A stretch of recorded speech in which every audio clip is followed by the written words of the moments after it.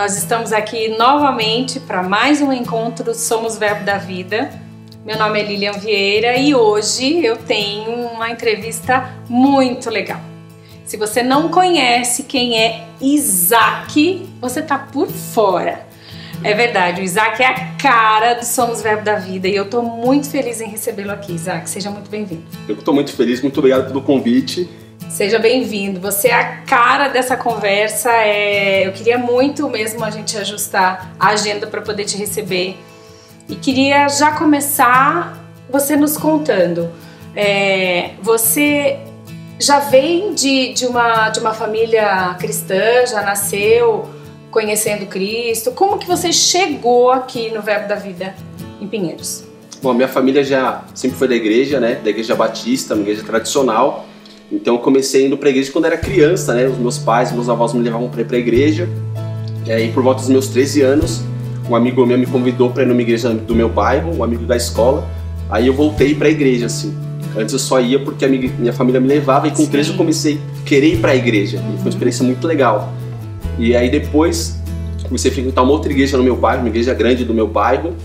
E aí com essa sede, né, e com a fome de conhecer mais de Deus, mais a palavra, eu fiquei sabendo do Rema. Certo. Através de uma outra amiga da escola, que tinha uns amigos que faziam o Rema e tinham experiências maravilhosas.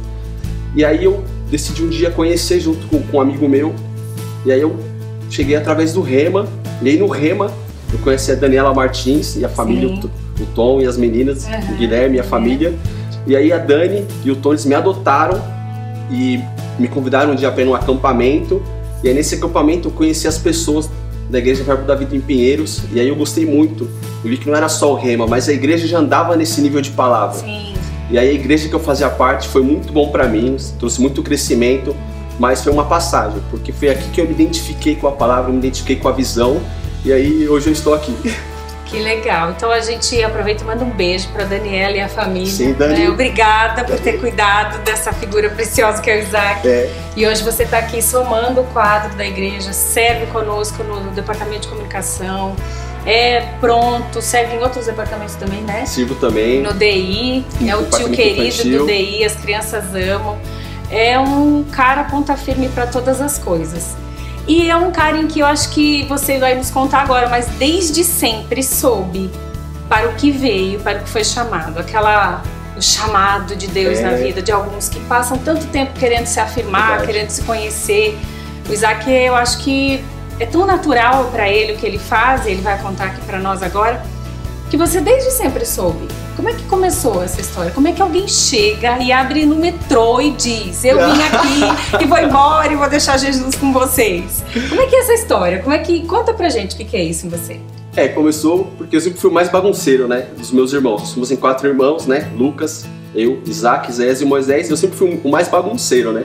Então eu sempre fui o mais comunicativo. Então eu já cresci com esse apoio da família de falar, de contar histórias e tudo mais.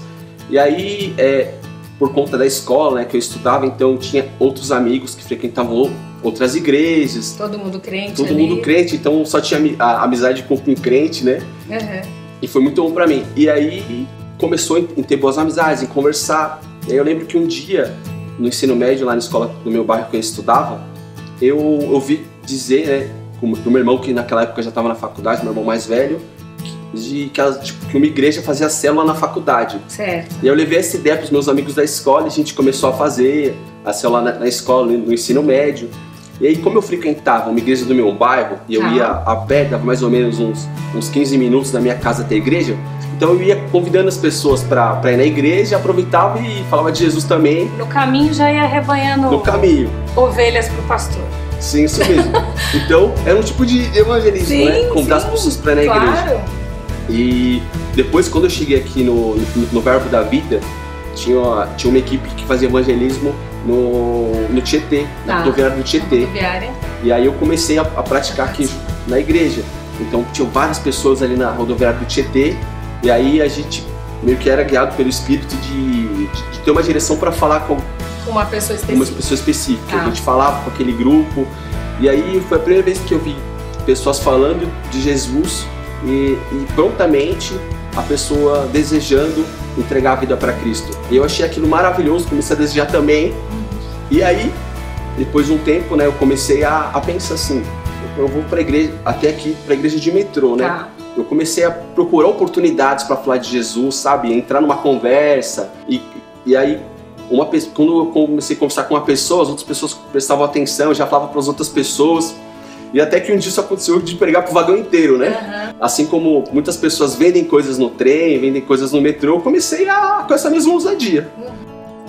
E certamente, porque a gente conta histórias de sucesso, eu mesma vi e vivi uma experiência com você. Nós estávamos voltando da aula de campo da escola de ministros. Foi. E foi lindo, o Isaac levantou e começou a pregar para o avião, uma ousadia, e eu ali, eu falei, Isaac, eu só vou ficar na intercessão por você, porque eu sei que a intercessão é importante. Mas aí depois nós já vimos outros dois orando, foi maravilhoso. Vimos pessoas saindo depois e dizendo, Deus esteve presente, manifesto ali naquele voo, lembra? Foi uma experiência maravilhosa. Mas a gente viu isso, mas existiram já situações onde houve a rejeição, houve, não quero, o coração mais duro para receber essa mensagem, ou não? Houve, sim. Várias vezes aconteceu, mas teve uma que foi muito chocante, assim, para mim. Foi num desses evangelismos na rodoviária do Tietê. Tá. Uma moça lá chegou, falou de Jesus para um rapaz, o rapaz prontamente aceitou Jesus. Aí eu falei, agora é a minha vez. É assim. Agora é a minha vez, é assim, aprendi, né? Eu tô pronto, é a minha vez. Sim. E aí eu fui falar com uma senhorinha, toda fofinha e tal, né? E aí eu vi que eu falei com aquela mulher, né? E ela já conhecia Jesus, meio que ela me rejeitou, sabe? Tá. Aí eu fiquei meio triste, meio chateado. Eu nem queria falar de novo, né? Porque aquela experiência foi muito Sim, foi a muito primeira, ruim, né? Foi muito ruim. E ainda dentro de uma equipe, né, que falava, as pessoas já prontamente aceitavam a Jesus, decidiam por Jesus, eram tocados pelo Espírito Santo. Eu tive uma rejeição dessa, né? E aí foi muito ruim essa experiência. E outras também, das pessoas assim, tipo, tá falando, a pessoa coloca o fone de ouvido, não prestar atenção. Mas é aí que eu acho que houve oportunidade para o teu crescimento também, né? O teu amadurecimento também, porque aí você viu que o que rejeitaram não foi o Isaac, mas a mensagem. E de certa forma você fez a sua parte. Não é isso que faz com que você hoje não se preocupe mais com a rejeição?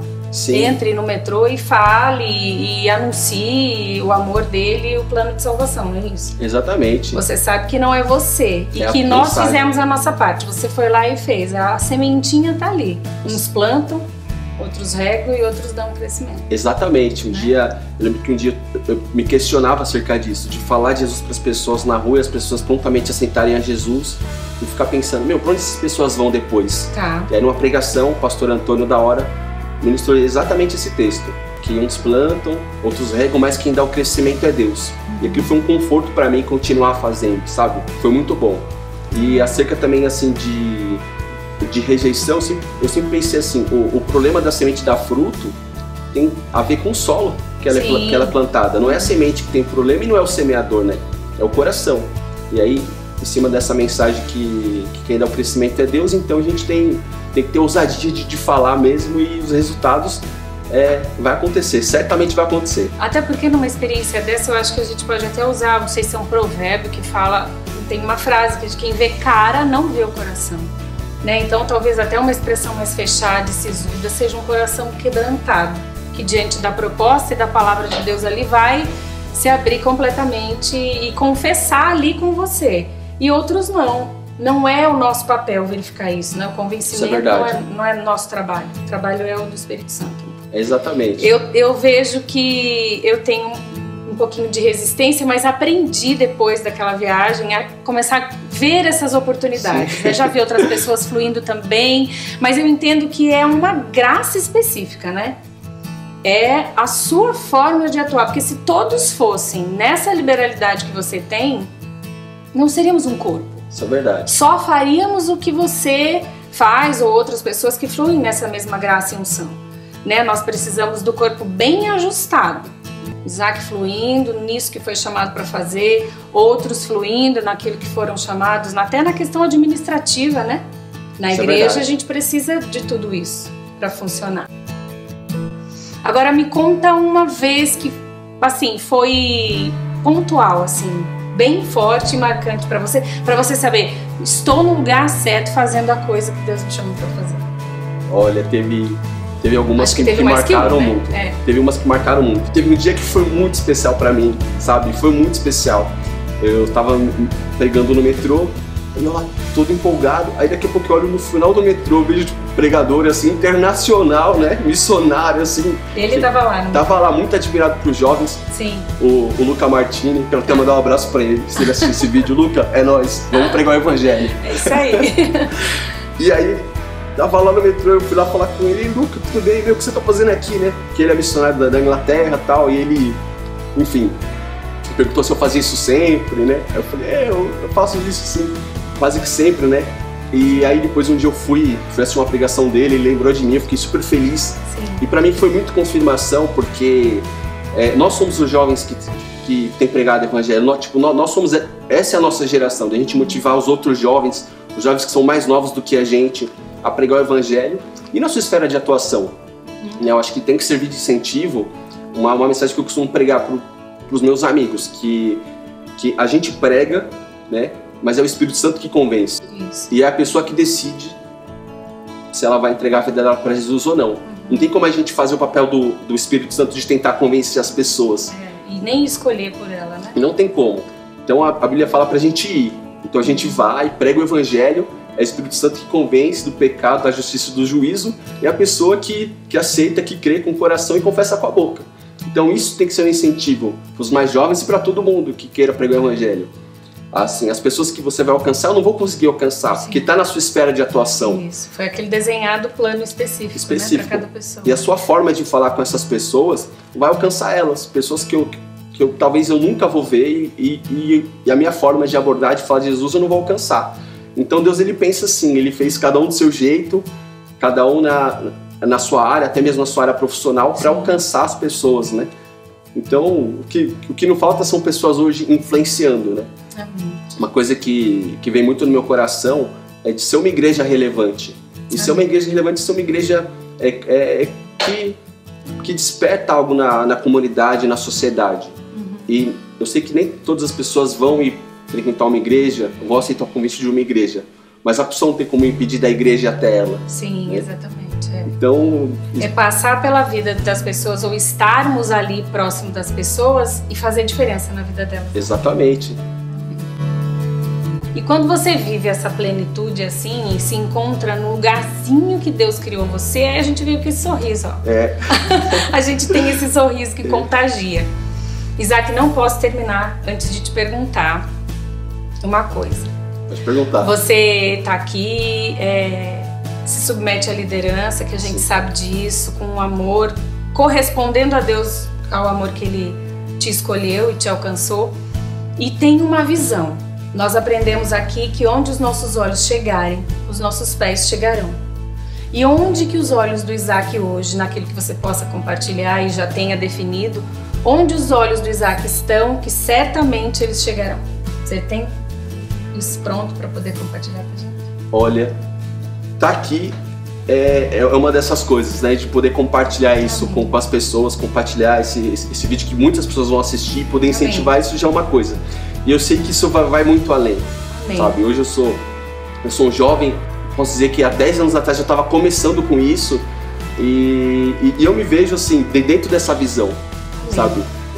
Esse ano o Ministério dos Jovens do Jump abriu algumas frentes, né? Tipo, uma delas chama Jump Alcance, que é evangelizar aqui a região de Pinheiros, Vila Madalena, Praça Pôr do Sol. Sim.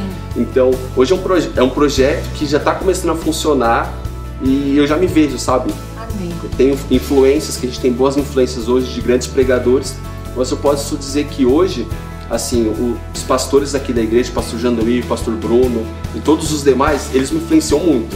Teve até um dia eu estava conversando sobre pregar a mesma coisa que o pastor Janduí prega, só que de uma maneira jovem. Sim. Então falar sobre decisões por princípios, decisões por preferências, né? Então isso são coisas que eu falo, cara, eu me vejo pregando a mesma coisa, porque é isso que me fortalece. Né? Eu falo de outros ministros, de outras denominações, mas os que mais me influenciam são os da minha casa, né? Os da minha casa.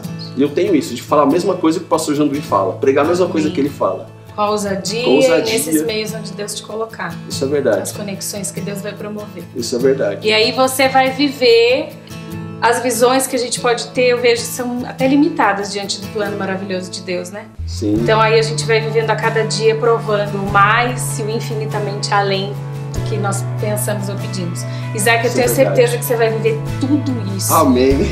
Tudo isso nessa grandeza, vai ser surpreendido, vai nos surpreender.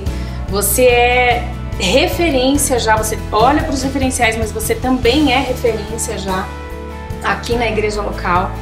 E eu, quando hoje lembrei que a gente tinha esse encontro, e eu meditando, orando um pouquinho, eu lembrei de Estevão e de uma parte onde dizia que todas as pessoas que ouviam ele viam na face dele um anjo, viam, e com graça e a ousadia as pessoas se convenciam daquilo que ele dizia.